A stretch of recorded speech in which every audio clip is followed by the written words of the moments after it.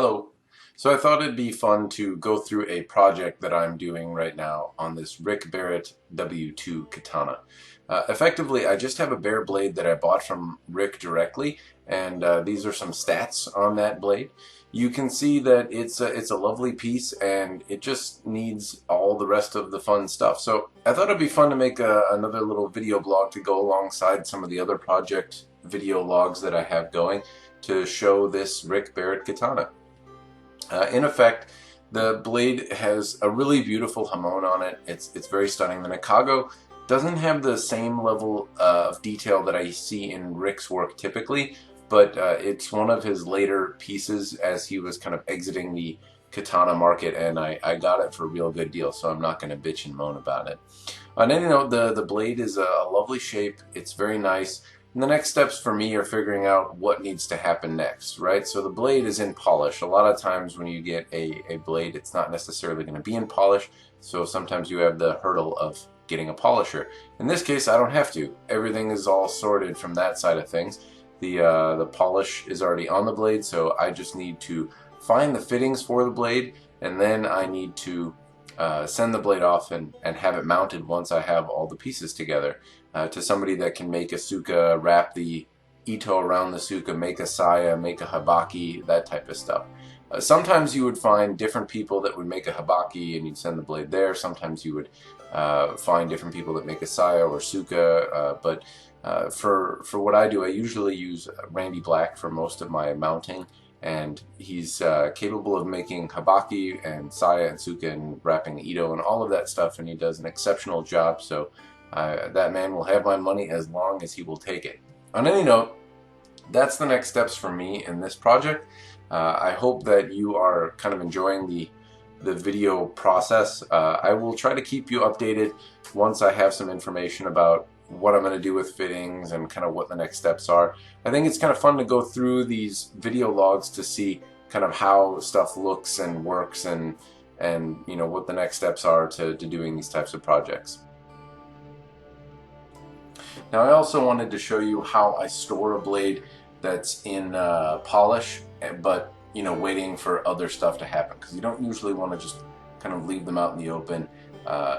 High carbon blades can rust pretty easily, so if you're new to swords, keep in mind that they're not stainless steel. They will rust really easily. That can include just me talking like this. Generally, when you're examining a sword, you want to do this when you have a conversation and get it out of the way. Something to keep in mind: it's normal for the Nakago to rust.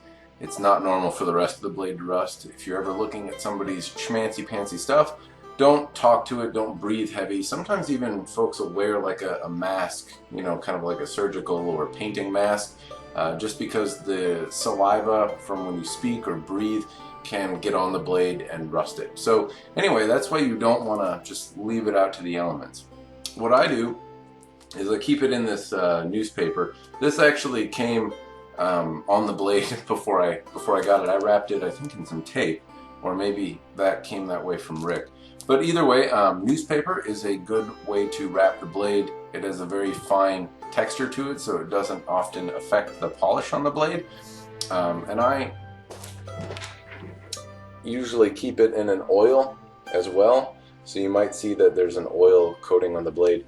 I use this CLP oil, this gun protecting oil, and that usually holds up very well over time. I did use Choji oil. It smells better and whatnot, but it's expensive. One, not that CLP is cheap, but it doesn't hold on the blade the same way that the CLP does, or the break-free CLP does. So that's what I prefer to use to coat the blade, and then I keep it in this newspaper coating and up kind of out of sight, out of mind, where it won't fall down.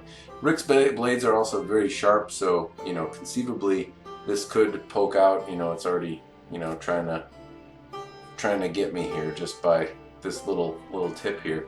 I have cut myself before with these newspapers, so just bear in mind that it's not a protective coating. It's just a barrier for shipping and a barrier for, you know, the elements like talking, humidity, that kind of stuff. You still want to take it out and check on it from time to time, but that's how I store the blades, and I'll kind of put it up and away after this video here. If you have any questions, let me know. I'm hoping that this video content is useful and relevant for folks maybe taking on their first katana project. If you like the video, click like, subscribe. Also, I'd really like to hear some suggestions for fittings or that kind of thing. If you have any suggestions for me, or maybe once I find some fittings, if anyone has any suggestions on the overall theme, what color ito, what should the saya look like, that kind of stuff. I'd like to get some community input on what to do with the next project, so if you have any, I would certainly appreciate your insight. I hope you enjoyed the video, and thanks again for watching.